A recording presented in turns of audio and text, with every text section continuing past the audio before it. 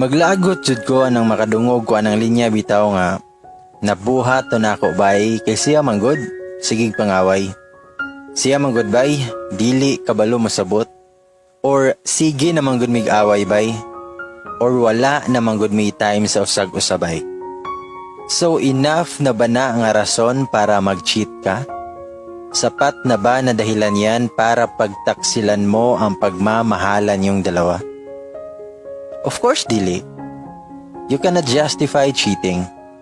Those reasons nga akong gipangingon were just excuses. You cheated because you cheated. Nagbinuang ka, nangilad ka, nanglimbong ka sa inyong relasyon. Period. Wala na isumpay. Wala ko'y labot kung unsay rason o hinungdan kung nganong gibuhat o nabuhat nimo. Kung dili nakakontento sa iyong relasyon, idi undangi. Dili kay mag-cheat ka. Kung namoy problema, pangitaig pamaagi para ma-okay. Dili kay mamiga noon ka sa lain.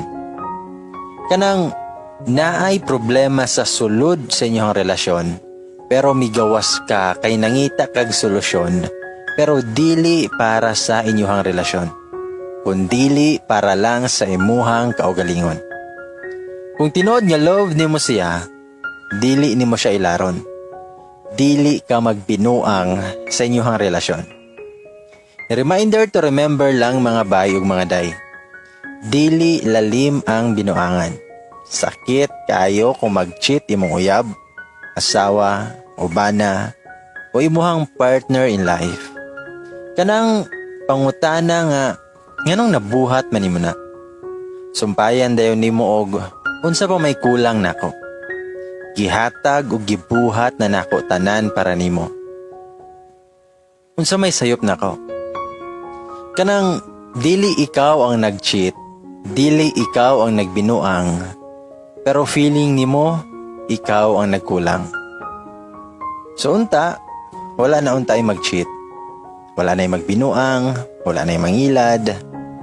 Be faithful, be loyal, and be honest. Kanang grabe nimong effort nga magkauyab mong duha, pero magbinuang raday ka. Or kanang bisan na hadlo ka nga masakitan, pero gisugot gihapon nimo siya, unya mag-cheat raday ka.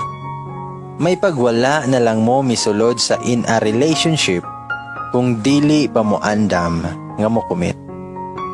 Basta bay mga day, ayaw gyud pagbinuang sa inyong relasyon.